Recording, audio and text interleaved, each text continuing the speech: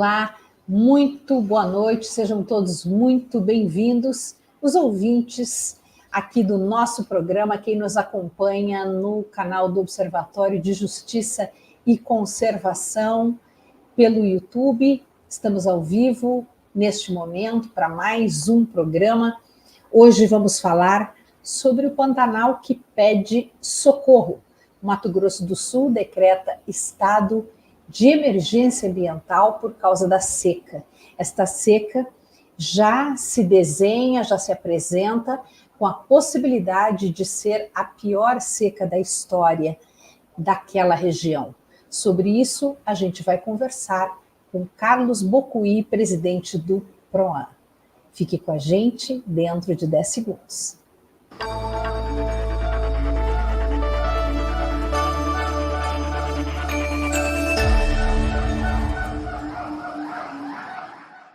A seca no Mato Grosso do Sul já se apresenta como uma das maiores, ou talvez até a maior da história.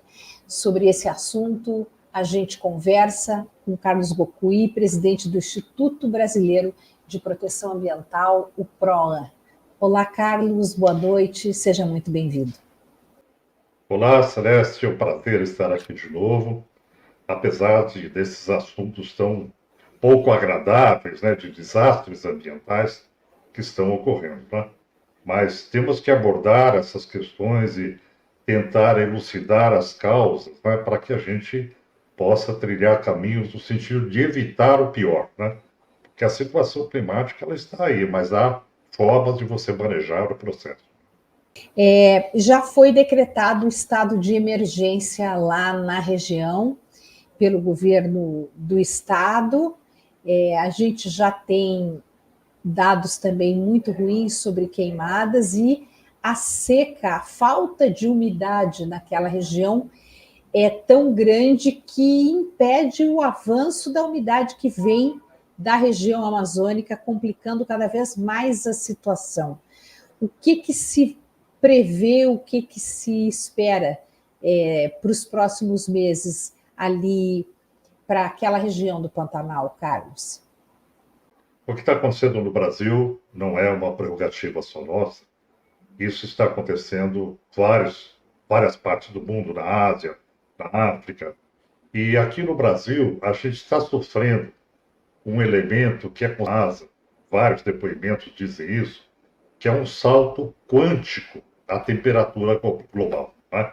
Não é mais um pequeno salto de acréscimo, quando você diz agravado pelo El Niño ou o crescimento constante do aquecimento global, e essa sinergia, essa somatória, leva a uma situação de extrema secura, calor extremo, etc. Não.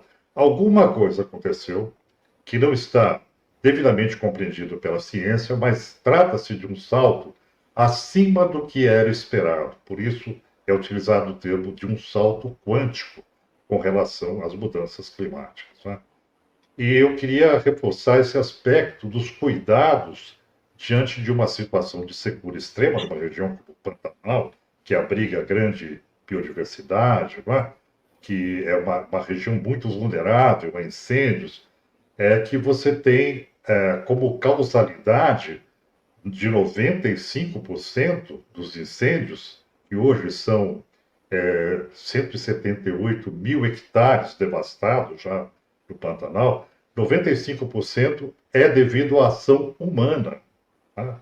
Então, é a forma como a sociedade maneja o fogo para a limpeza de pasto que acaba levando a essa situação.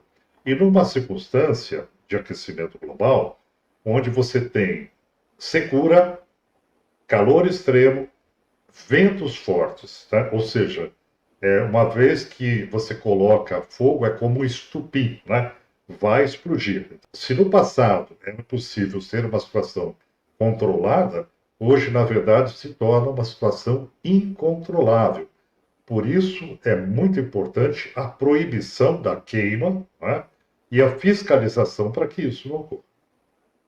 Certo. Já se sabe que os dados de 2024 se apresentam como piores do que de 2023 inteiro, o ano de 2023 inteiro, e o Mato Grosso do Sul segue apenas atrás de Roraima, em termos de recordes de incêndio. O crescimento do fogo, dos focos de calor e de fogo no Pantanal, de 2023 para 2024, é de 171%.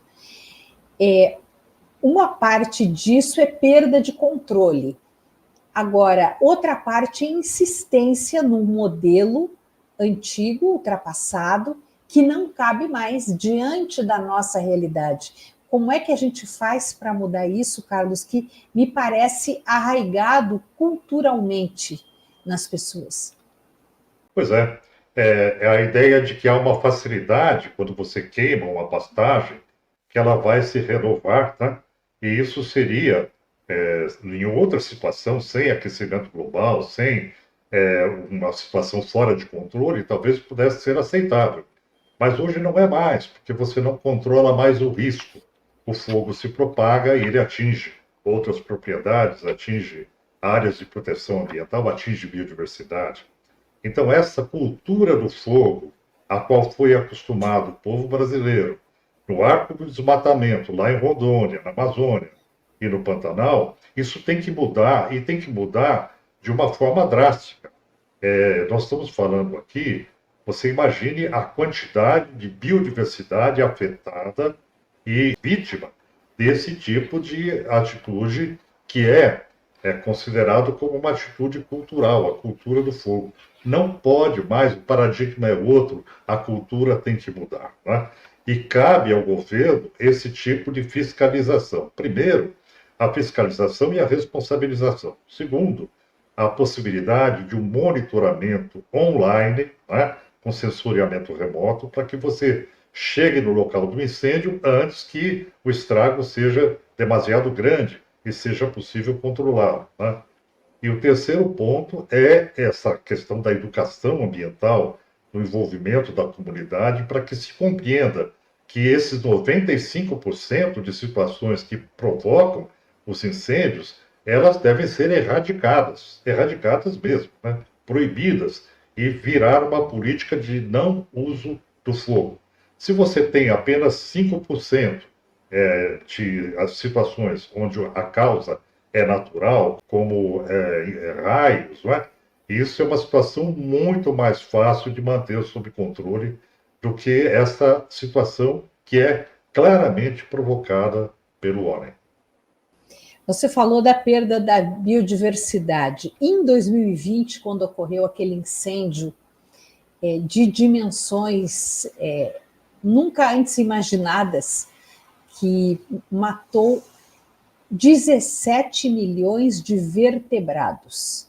Isso é o que se estima e que aconteceu no Pantanal em 2017. Então, além dessas perdas, dessas mortes, a seca, as queimadas, isso tudo afeta a dinâmica daquele meio ambiente, daquele bioma que fica muito enfraquecido e cada vez menos resiliente, num momento em que nós não podemos mais contar com a estabilidade do clima, porque nós estamos vivendo sob a era das mudanças climáticas, com o limite tolerável, suportável pela Terra de 1,5 grau na subida geral da temperatura na Terra. Isso já está sendo ultrapassado. Então, esses 17 milhões de vertebrados que a gente perdeu em 2020, isso pode acontecer outra vez em 2024 de uma forma semelhante.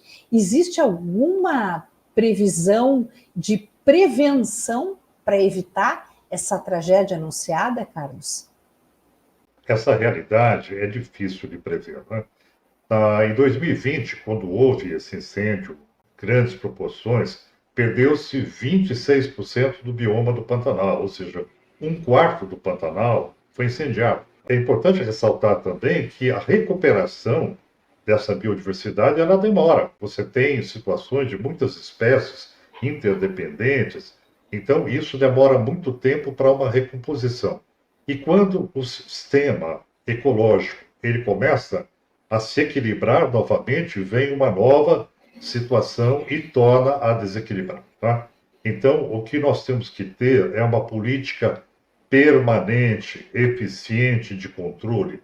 E aí eu tenho uma perspectiva para o Brasil de um atraso com relação ao que muitos países avançaram, como, por exemplo, o combate dos incêndios florestais do Canadá, tá? Onde você usa um aparato tecnológico enorme de aviões, de elementos químicos, muitas vezes não agressivos, que podem ser utilizados para combater e controlar os incêndios. Então, além da questão preventiva, a capacidade de resposta por parte do poder público é fundamental. E aí você tem que ter gente, você tem que ter brigadas, você tem que ter equipamento e tem que ter tecnologia, né? Não só para percepção do incêndio antes que ele ocorra ou numa situação inicial, como também a percepção no sentido de combatê-lo de forma eficiente, né? Então, o Brasil, na questão de corpos de combate a incêndio, corpos de combate a incêndio florestais, o Brasil agora mergulha numa situação que muitos países, como os países que são detentores de florestas que são resinosas, tá? Árvores resinosas, o fogo se expande de uma forma explosiva, como na Austrália, no Canadá, no norte dos Estados Unidos.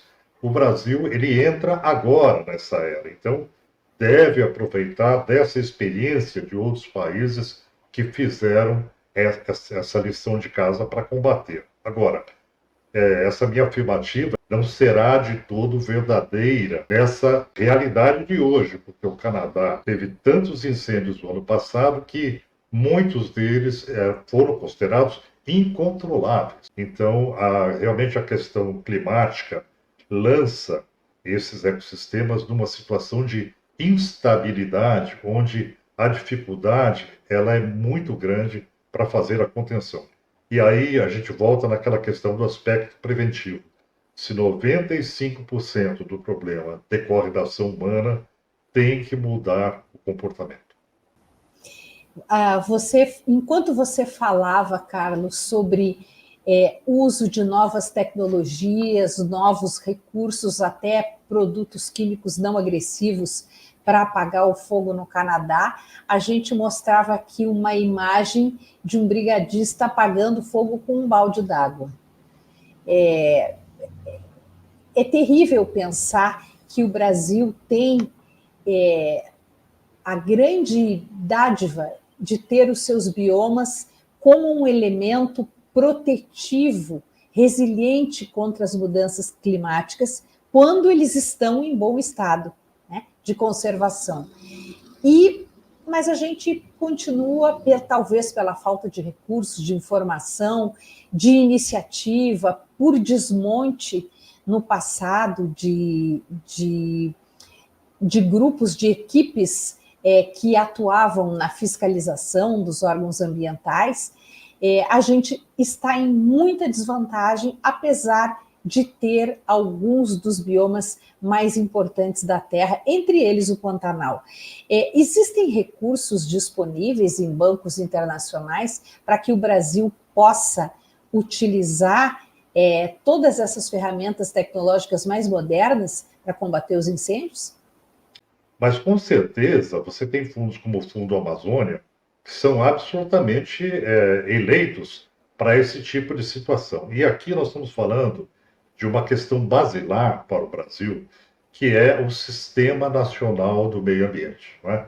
O CISNAMA. O CISNAMA ele deve comportar hoje, além dos elementos de controle, que é a fiscalização, o planejamento, o licenciamento, gestão de unidades de conservação, ele deve contemplar de forma prioritária, principalmente para o Cerrado e outras situações vulneráveis, que ele tenha partes da sua capacidade técnica, científica e aparato tecnológico voltados a esse efeito das mudanças climáticas. Então, quando a Lei da Política Nacional do Meio Ambiente prevê que você deve fazer a proteção do meio ambiente, a gente não tinha, na década de 80, em 1981, a perspectiva de um combate de uma situação de combater uma situação tão voraz como os incêndios decorrentes das mudanças climáticas. Mas, na verdade, hoje, o nosso sistema ambiental brasileiro, ele deve compor essa situação. Ele é responsável por isso, né?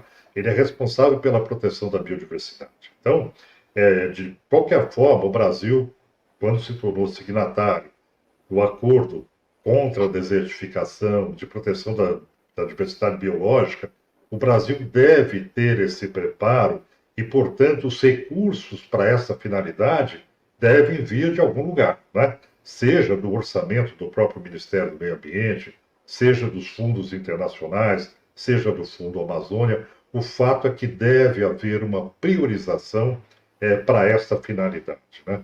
Então, eu acredito que essa transformação de uma política de proteção no sentido de prever e combater incêndios, ela deve fazer parte da política nacional do meio ambiente e deve ter essa situação devidamente contemplada no orçamento público.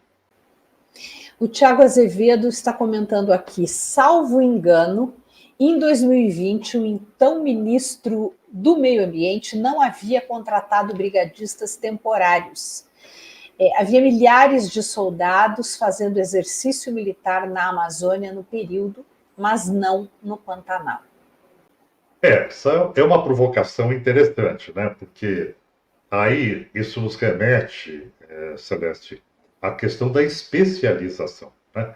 O combate a incêndio é uma questão altamente especializada, no sentido de você ter corpos especializados de brigadistas de combate a incêndio, com tecnologia de ponta, com capacidade operacional, etc., né? Então, não basta, numa situação dessas, você envolver, por exemplo, convocar o Exército para fazer o combate. O Exército, de fato, ele pode dar suporte logístico, de transporte, com muitas facilidades que ele tem devido à sua estrutura. Porém, o combate ele deve ser feito por setores que tenham eficiência, eficácia na sua atuação e, portanto, devem ser especializados, né? Então, isso a que se referiu o Tiago é uma questão de inércia governamental, omissão governamental, passível de responsabilização, tá? Pode chegar às raias aí da improbidade administrativa quando você tem uma situação de inércia do poder público, mesmo sabendo que há necessidade de agir. Bom, mas aí a gente está falando de um assunto sem fim, porque quem quiser processar o ex-presidente da República ou outros governantes por esse acontecimento vai ter que entrar na fila, porque tem joia, tem falsificação de carteira de vacinação, tem golpe, tentativa de golpe, quer dizer, está longa essa fila, né? Não que se deva desistir, mas eu fiz esse comentário até meio jocoso e bastante irônico para dizer que, na verdade, muitos governantes fazem o que fazem ou deixam de fazer o que deveriam fazer porque contam com a impunidade. A verdade é essa, não é, Carlos? Eu acredito muito naquilo que é direito público, né? O bem público. A proteção do meio ambiente, a proteção da vida humana, a proteção da saúde ambiental, ela é um direito fundamental estabelecido na Constituição Federal e goza de uma prerrogativa sobre todos os outros interesses que não ambientais. Que você tem que cuidar de uma situação onde há uma lesão aos bens que pertencem a toda a sociedade, à coletividade, e não só à coletividade atual, ao futuro, né? Ao futuro, os direitos difusos. Então, trata-se de um pacto intergeracional, essa proteção. E, por isso, ela necessita e deve ter uma priorização e uma resposta. Nunca a questão ambiental pode ficar sem resposta devido ao fato dela ter sido colocada no plano da Constituição Federal como uma prioridade do bem público, né? Eu acho que isso nos dá uma resposta sobre prioridades, não? Perfeito. Bom, a gente falou aqui sobre a perda de animais, perda da vegetação, enfim, perda da biodiversidade como um todo de uma forma dramática em 2020, mas a gente teve consequências graves também desses incêndios que ocorreram no Pantanal 4 anos atrás sobre a saúde humana, não é, Carlos? Então, essa é uma questão que a gente deve considerar. Que toda vez que você tem um incêndio, isso foi muito comprovado no estado de São Paulo, por exemplo, com a queima de cana-de-açúcar. Houve um monitoramento muito efetivo dos efeitos da fuligem, né, do material particulado decorrente das queimadas sobre as cidades que estavam muito próximas aos canaviais. Então, ficou muito comprovado, do ponto de vista técnico, científico, de saúde pública, que a situação de quem mora nessas cidades próximas a incêndios é muito similar a quem mora numa grande metrópole e aspira material particulado PM10, PM2,5, que são elementos, inclusive, carcinogênicos. Não é? Então, isso aconteceu nos Estados Unidos, quando as florestas do Canadá sufocaram Nova York, por exemplo, no ano passado, quando o Parque de Juqueri, em São Paulo, que é uma área de cerrado, dentro praticamente da região da Cantareira, em São Paulo, quando o parque queimou totalmente e toda a poluição foi para dentro da cidade, as questões relacionadas à cana-de-açúcar e agora as questões da queimada no Pantanal. Certamente, a população que mora na região, nas proximidades, ela vai ficar imersa naquele fog, né?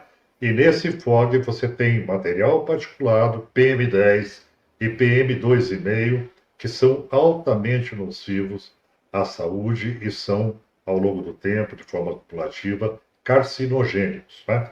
Principalmente o PM2,5, que é um material particulado tão fino que o nariz humano não filtra. Ele entra pelo nariz e imediatamente já vai para a corrente sanguínea. Né?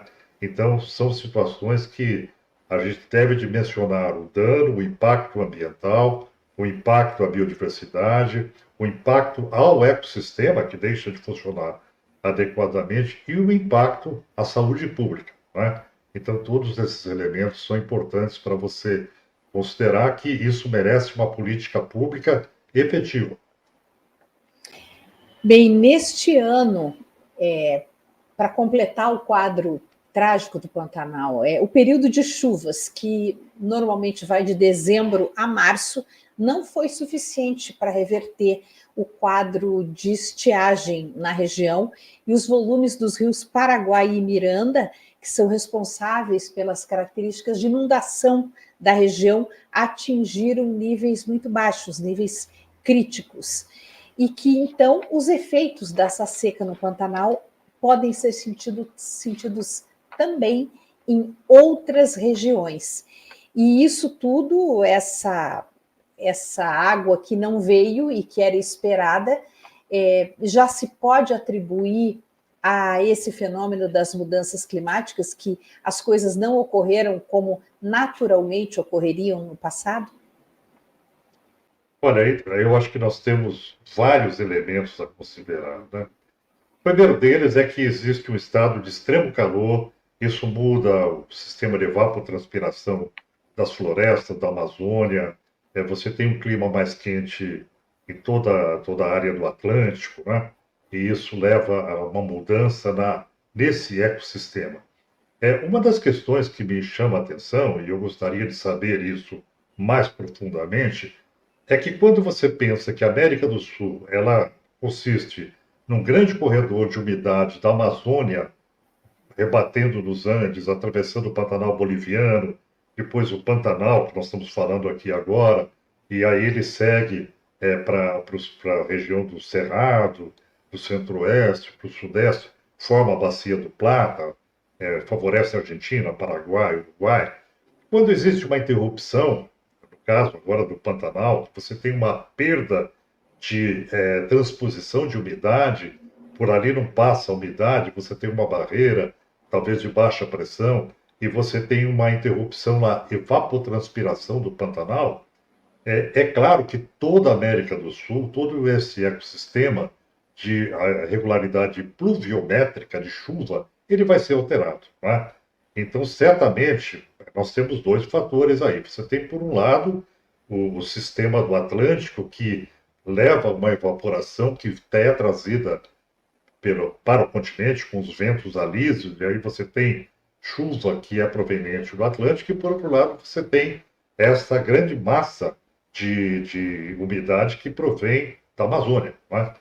Então, o que depende mais especificamente da transposição da umidade da Amazônia vai ser afetado. Né? Depois do Pantanal, qual é a sequência para os rios voadores? Né? Então, eu creio que essa dinâmica, né, ela está sendo alterada, e aí, talvez respondendo mais especificamente sua pergunta, o arco do desmatamento, ele aumentou tremendamente nos últimos anos, e ele fragilizou muito a capacidade de transposição da umidade da Amazônia para o resto do continente. Né? E ali está o tipping point, aquelas áreas que se teme que haja uma transição da floresta amazônica para a savana, né? Um ecossistema muito menos privilegiado em termos de evapotranspiração, ou que possa funcionar como elemento de transposição de umidade. Né? Então, eu acho que nós estamos passando por um processo de aquecimento global, ressecamento em função do aquecimento global, o El Niño, que contribui tremendamente para essa situação, e a perda de microclima da Amazônia em algumas áreas, que também retira a capacidade pluviométrica do próprio continente. Né? Então, temos a área do Atlântico, muitas vezes inundando o continente, né? Inundando o Recife, a Bahia, como aconteceu no ano passado, provocando catástrofes como em São Sebastião, no Rio de Janeiro, no Rio Grande do Sul, em Santa Catarina, e, por outro lado, uma desertificação caminhando da Amazônia para o centro do continente. Né? E esse é mais ou menos o cenário que a NASA desenha para a América do Sul a partir de 2040. O que é dito pela NASA hoje é que, diante da possibilidade de atingirmos 2 graus, esse é o cenário. Extrema secura no centro do continente, Amazônia e Cerrado. Né? O fotógrafo Zig Kor faz aqui uma pergunta. Ele fala sobre as enchentes do Pantanal, as enchentes naturais, o período de cheia do Pantanal, vem principalmente da bacia hidrográfica, né? Essa água toda da bacia hidrográfica da região. Não seria prudente um zoneamento efetivo nessas áreas da bacia hidrográfica para tentar conter esses efeitos tão negativos que a gente está citando aqui no programa? Bom, em primeiro lugar, todo o ecossistema de produção de água tem que ser protegido. Né? Onde foi desmatado, tem que revegetar, cabeceira de nascentes, né? Onde você tem mananciais, isso tem que ser protegido, mais do que protegido, tem que ser recuperado, porque ano a ano o desmatamento está levando à perda de produção hídrica. Né? Então, esse é um ponto. Então, quando ele se refere a um zoneamento efetivo, eu acho que essa é a sabedoria da administração ambiental, da boa governança, né? Você estabelecer um regramento não só para proteção, mas para recuperação daquilo que vem sendo continuamente degradado nessas áreas. Né? Só que isso também implica naquilo que eu me referia anteriormente. Você tem um ecossistema enorme, onde o driver de transposição começa na Amazônia. Então, esse ecossistema ele deve ser visto como um todo e protegido como um todo. E aí, revegetar o arco do desmatamento na Amazônia é fundamental, porque você tem cada vez mais maior desmatamento, mas pouco se fala em recomposição. E aquele que desmata ilegalmente, ele é obrigado, por lei, a recompor o dano ambiental que ele provocou. Né? Quantas ações judiciais de sucesso nós temos obrigando aqueles que desmataram a fazer a recomposição do que foi degradado? Né? Então, eu acho que essa pergunta ela é muito interessante, me deu a oportunidade de dizer que você tem que proteger mananciais. Né? Isso é igual para o Pantanal, para a Amazônia, é igual para São Paulo, por exemplo, uma cidade como São Paulo, que tenha o entorno, né? áreas verdes, o cinturão protetivo da reserva da biosfera, tudo isso tem que ser protegido para que você tenha condições ambientais, você tenha principalmente um dos produtos mais interessantes dos ecossistemas verdes, que é a produção de água, né? E esse é um dos pontos de fronteira planetária que hoje estão mapeados, que é a questão da perda da água verde. A água verde é a perda da umidade das florestas, né? Não é apenas a água que está nos copos d'água ou em lençóis subterrâneos, mas a perda da umidade dos ecossistemas, né? Então, essa proteção realmente necessita de um zoneamento muito bem feito, de uma percepção, de uma visão ecossistema precisa, demanda políticas públicas, envolvimento de governo federal, governos estaduais, governos municipais, para manter a qualidade ambiental dessas regiões. A gente falou um pouco sobre a situação geral dentro do Pantanal, que é a área tema do nosso programa hoje, por causa da seca extrema. Falou também da Amazônia, como responsável por trazer boa parte da umidade para a região, pelo fenômeno dos rios voadores, mas tem um terceiro elemento aí, que é o cerrado, que também vem sendo muito desmatado e que produz muita água, que abastece a região do Pantanal. O Tiago até mesmo está perguntando aqui, o Pantanal tem bastante água de cabeceira, não é? Sim, muita água vem das bacias hidrográficas que nascem no Cerrado, outro bioma que vem sendo terrivelmente atacado pela monocultura. É verdade, Cerrado é conhecido por ser uma região mais alta, continental, e produz água que corre, né, para os grandes rios brasileiros, né? Mas até existe uma questão que deve ser colocada também, da importância da proteção do Pantanal boliviano para esse sistema, porque lá você tem uma grande transposição de umidade, né? Uma recarga muito efetiva da umidade do Pantanal boliviano para a região do Pantanal e também, consequentemente, para o Cerrado, né? A questão é que o Cerrado ele vem sendo agredido violentamente na sua capacidade ecossistêmica de produção de água, com a erradicação da vegetação característica do Cerrado, né?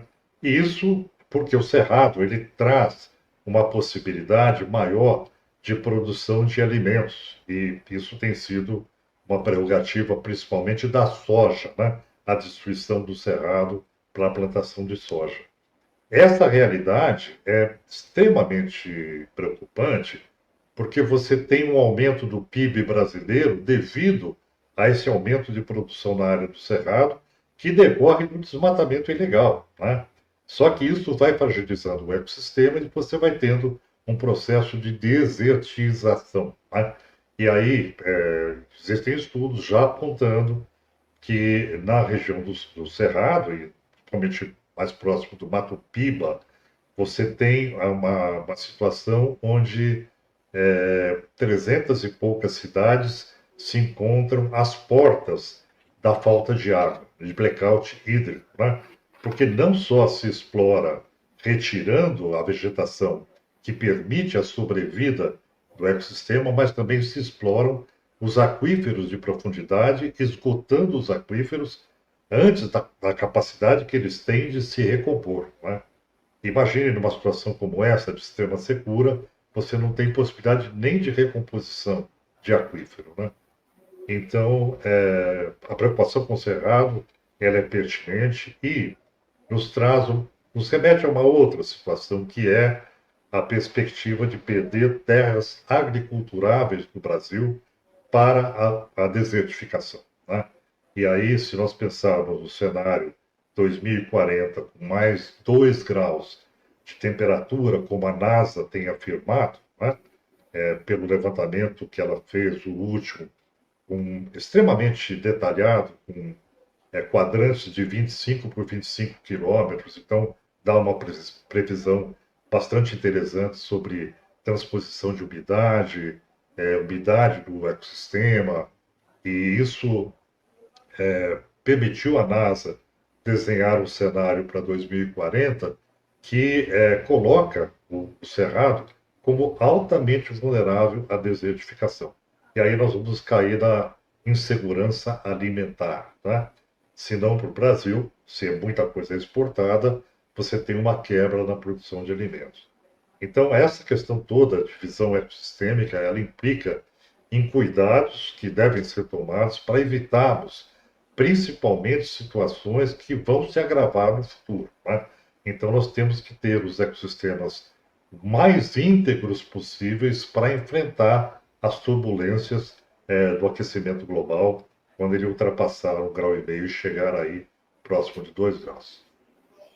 Bem, você falou agora mesmo sobre a necessidade de proteger também a região na Bolívia para que o Pantanal possa continuar produzindo os serviços ecossistêmicos que sempre produziu e possa manter grande parte da sua integridade. A gente sabe de diversos exemplos de eventos que ocorrem em outros países que acabam afetando o Brasil. Isso do Pantanal boliviano foi citado agora. Existe um estudo muito forte de cientistas brasileiros que comprova que o material particulado proveniente de incêndios na África diminui a capacidade de produção de água dentro da Amazônia. Esse material particulado atravessa o Oceano Atlântico e vem cair sobre a Amazônia, fragilizando ainda mais o sistema. E isso são só 2 exemplos, existem inúmeros.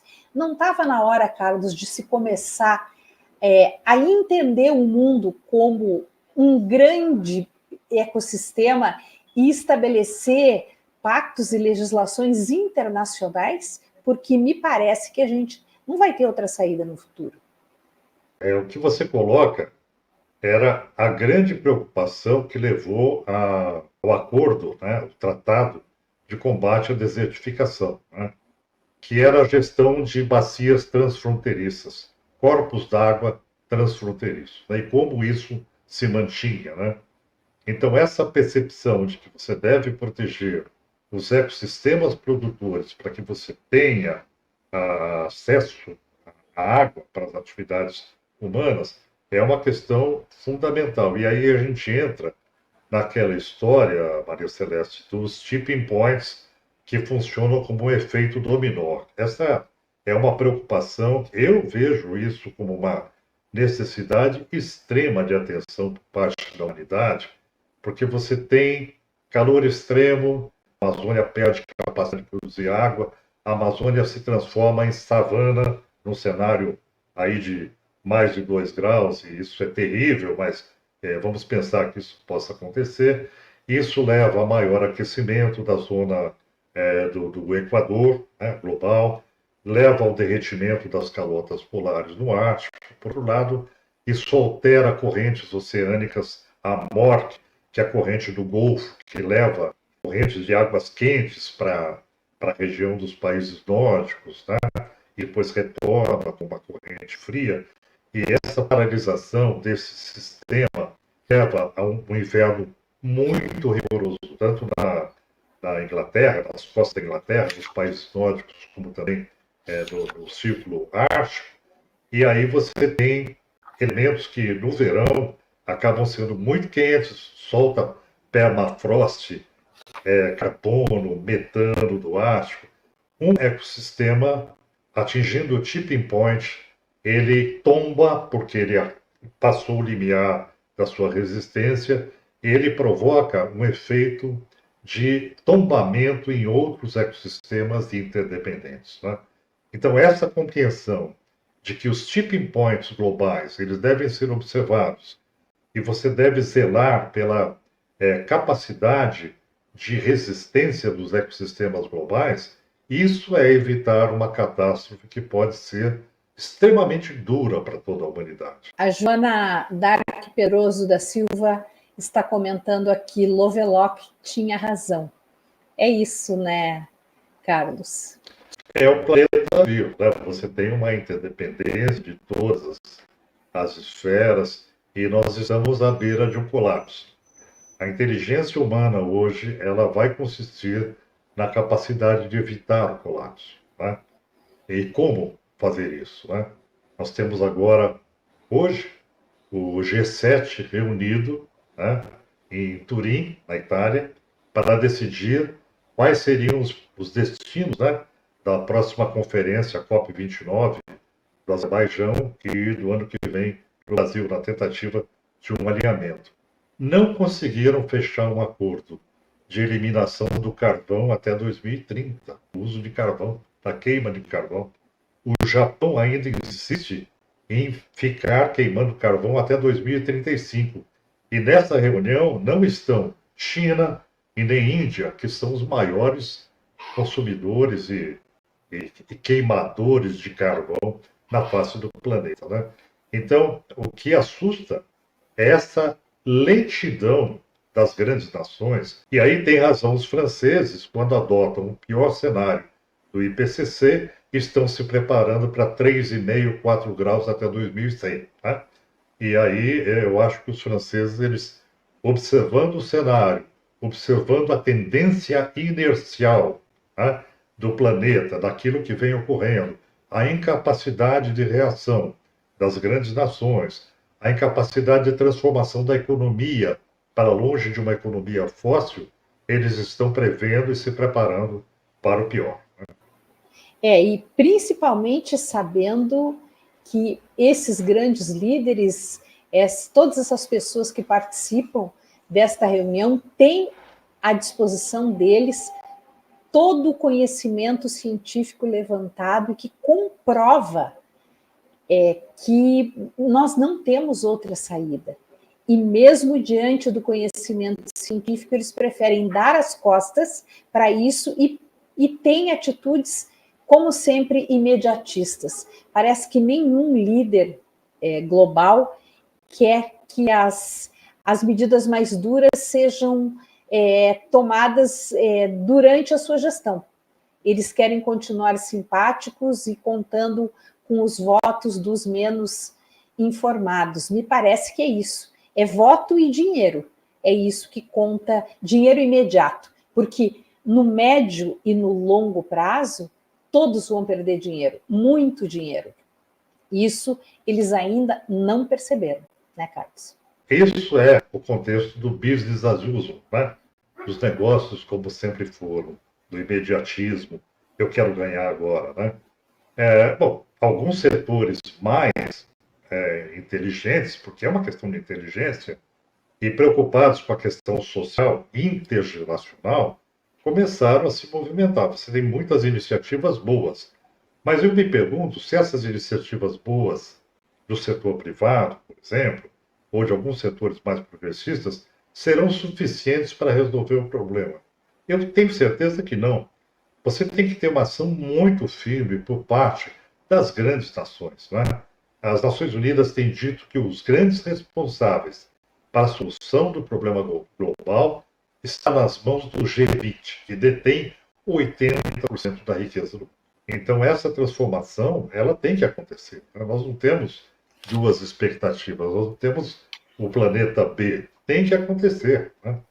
E está se deixando COP após COP essa perspectiva de solução e os pactos são extremamente lentos em função do problema que nós estamos enfrentando. Perfeito. Bem, e enquanto isso, o Carlos Bocuí, que é uma pessoa tão experiente nessa área ambiental, conseguiu ficar assombrado com uma notícia. A notícia de que agora os camelos vão passar a prover leite para uma população que não consegue mais manter vivas as próprias vacas. É isso, não é, Carlos? Isso é assustador, né? Quando eu me deparei com a notícia, porque foi uma iniciativa do próprio governo do Quênia, parte do Quênia que fica no chifre da África, aquela região mais agredida pela seca dos últimos 3 anos, que matou 80% das vacas da região, né? Partiu para a seguinte lógica: uma vaca sem água, ela morre em 2 dias. Um camelo, ele vive 40 dias sem água. Então, a opção foi comprar camelos, né, e distribuir para as aldeias, para a população mais carente do Quênia, para que ele possa fornecer leite, né? Então, a vaca, que era uma instituição, né, do planeta, porque ela determinava a culinária, o leite, tinha uma questão cultural, ela desaparece e aí nós temos a preocupação da adaptação climática, né? E cede lugar para os camelos. Mas o que mais me impressionou, até vai sair um artigo meu na Carta Capital, acho que na sexta-feira, que traz o link dos camelos andando pelas estradas do Quênia, indo em direção às aldeias para serem distribuídos, né? O que a gente vinha de rebanho de gado anteriormente, agora são rebanhos de camelo, né, nas estradas para fazer essa distribuição. De outro lado, você lê as notícias na região da Mongólia, morreram 5.200.000 animais com o Dzud. Dzud é um estado que só eles têm lá, que é uma situação de extrema seca, e em seguida da seca vem uma situação de inverno muito rigoroso. Então, o solo praticamente morre e é coberto por gelo. Quando vem a primavera e o degelo, e começa a degelar, o solo ele tem muito mais dificuldade para produzir relva para os animais, né? Então está sendo praticamente impossível para os nômades da Mongólia manter a vida lá com os animais, né? Com vaca, com esse tipo de espécie viva que não tem essa resistência para essa situação. E o desúdio ele traz uma extrema secura seguida do inverno, traz um inverno de menos 40 graus, muito mais rigoroso. Então, aí, quando a gente fala de mudanças climáticas, tem essa questão da intempestividade de troca entre calor extremo, seca e depois um inverno muito rigoroso, que é essa intempestividade entre calor e frio, né? E a Mongólia passa por esse episódio. Então, são duas situações que são de fazer pena, né? A questão da Mongólia e a questão do Quênia, né? Eu temo que o Brasil, no cenário de 2 graus, ele possa, no Nordeste brasileiro, por exemplo, passar por situações que nós vimos no passado, com muita clareza, né? Os animais mortos, né? Aquela questão toda que era típica do Nordeste, quando você tinha menos assistência de governo para prover água, né? E imagine, nós estamos falando de um mundo com 1,5 graus, mas tudo indica que nós vamos atingir 2 graus por volta de 2040, já que ninguém quer abrir mão da sua matriz de fósseis com a velocidade que deveria, né? Então, essa é uma realidade de adaptação climática que nós temos que observar esses fenômenos para compreender o quanto é importante uma ação, desde já, do governo brasileiro para se prevenir diante desses cenários. Bom, a gente fala de insegurança hídrica, insegurança alimentar, doenças decorrentes de incêndios, e isso tudo acaba afetando, em primeiro lugar, as populações mais desfavorecidas, ou seja, as que menos contribuíram para esse estado de coisas são as primeiras que sofrem, não é, Carlos? É verdade, nós estamos falando aqui, por exemplo, de vilas, né? Vilas no chifre da África, naquela região do Quênia, de populações muito pobres que vivem em pequenas aldeias do interior, né? Nós estamos falando de nômades da região da Mongólia, né? Que são penalizados por um problema que eles não causaram, né? Isso nos remete à questão de perdas e danos, né? Como é importante você estabelecer um regramento de perdas e danos que seja efetivo. E se o Brasil observar isso, o Brasil vai perder esse discurso de que vai ser o quarto maior produtor do petróleo do planeta, porque ele vai também estar sujeito à penalização por perdas e danos. Né? Então, é muito importante que os países renorteiem a sua política energética, lembrando que todo aquele que contribui para o dano ambiental é responsável. E muitas ações já foram julgadas ao longo do planeta, e há muitas sentenças judiciais que levaram ao tribunal grandes corporações com penalização. A Califórnia está fazendo isso, o estado de Nova York, Massachusetts, vários estados americanos estão agindo nessa linha. Na Europa, muitos grupos de jovens, né, estão processando o governo por conta dessa perspectiva de perda de futuro, né? Aquilo que a gente já falou aqui uma vez de solastalgia, né? Você perde a paisagem, você perde o futuro, perde a possibilidade de ter um mundo saudável, né? Então, é isso, né? Nós estamos diante de uma transformação que ela vai ocorrer não só no impacto ambiental às comunidades, mas também, certamente, vai gerar fortes mecanismos de responsabilização no futuro. Porque a justiça, ela prossegue, ela está se consolidando em regramentos internacionais, acordos internacionais, e ela acaba sendo um dia mais efetiva, né?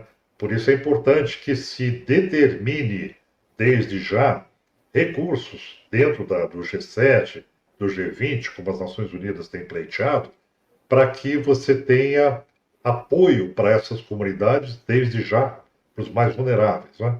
Que não têm condições de se defender diante de uma catástrofe como essa que vem se desenhando no planeta.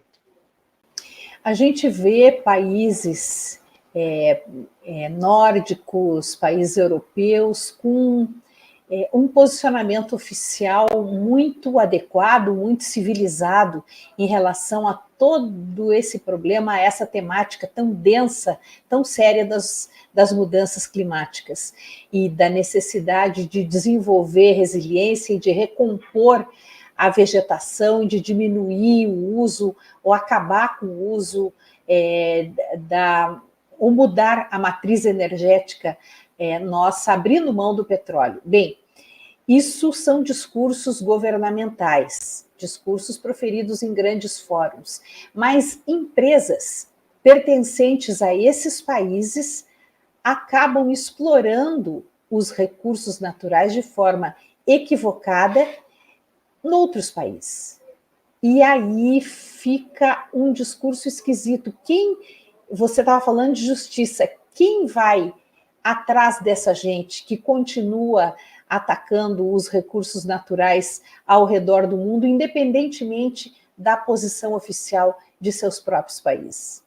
Essa é uma provocação muito interessante, porque nós estamos falando aqui de petroestados, né? E de estados cuja economia gerou grandes empresas de petróleo, como a França tem, né? Como a Noruega tem, né? São países extremamente progressistas no discurso, na legislação, mas, por outro lado, detêm, dentro da sua institucionalização nacional, setores corporativos, setores econômicos que ainda praticam de forma intensa e não têm planos de diminuir essa sua atuação com relação a combustíveis fósseis, né? Então, parece que nós vivemos dois mundos, né? O mundo da economia e o mundo geopolítico das posições estatais, né? Das nações. Não há, no mundo corporativo hoje, dessas empresas de petróleo, as grandes, né? Sejam francesas, britânicas, americanas e de outros países, dos petroestados, etc., perspectiva de diminuição da extração do petróleo. Tudo está lançado para depois de 2030, 2035, então é uma erradicação da demanda de petróleo para um futuro não determinado, né? Isso faz com que o discurso da eliminação do petróleo ele seja apenas uma peça retórica. Como agora, no G7, que não consegue se livrar do carvão, porque o Japão disse, não, até 2035 eu vou continuar.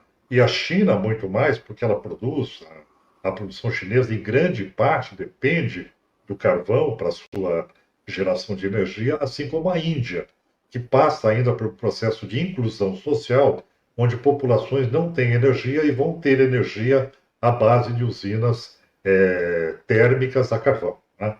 Então, essa realidade de você ter um discurso governamental por um lado, e por outro lado você ter uma economia completamente desacoplada da ciência, é a grande questão que nós temos que trabalhar. E aí, quando a gente fala em ESG, né, Environmental, Social and Governance, a gente está falando de medidas que são ambientais, que são sociais, de responsabilidade social e de governança corporativa, que passam, de qualquer forma, pelos aspectos legais e da ciência, né?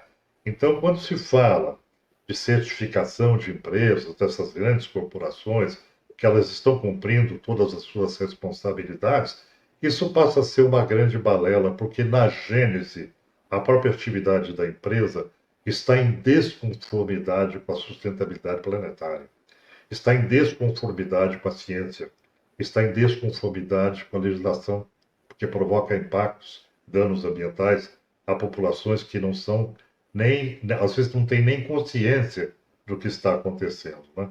Então, essa situação de justiça climática, né? Essa situação de desenvolvimento civilizatório, isso tem que acontecer com uma brevidade muito grande.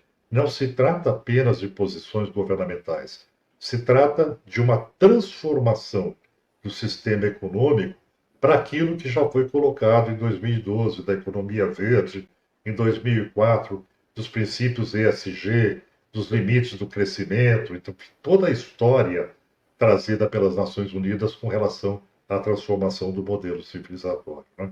Nós estamos realmente muito atrasados em tornar isso real, né? Então, o discurso é bonito, o discurso é bom, mas ele não resolve os problemas. Perfeito, Carlos. Agradeço demais por mais essa entrevista. A gente espera estar com você novamente em breve para discutir outros temas espinhosos, porque você nunca foge deles e traz sempre para a gente outras observações, outras análises, outras visões que nos ajudam a compreender melhor esse mundo tão complexo, tão difícil que a gente está vivendo agora e a enfrentar o que vem pela frente, porque a gente já sabe que pouca coisa não vai ser, né, Carlos? E o primeiro passo é saber o tamanho do problema que nós temos pela frente. E eu tenho tido muita dificuldade de encontrar pessoas na área governamental que façam com honestidade esse discurso, né, daquilo que a área científica já comprovou plenamente, mas que os governos têm muita dificuldade ou impossibilidade política, né, de assumir publicamente. Obrigada, Carlos. Um grande abraço. E esse foi mais um programa Justiça e Conservação. Agradecemos a todos vocês pela audiência, pela companhia, pela participação. Lembramos que estamos com o nosso canal no YouTube. Quem quiser pode se inscrever no canal, ativar o sininho para receber as notificações e fazer como tantas pessoas fizeram hoje aqui, participar do nosso programa ao vivo, fazendo perguntas, observações, comentários, deixando suas sugestões. Nosso programa, a nossa equipe é composta por Gien Guimarães, Guilherme Vital e Lorena Horich. A todos vocês um grande abraço, muito obrigada e até o nosso próximo programa.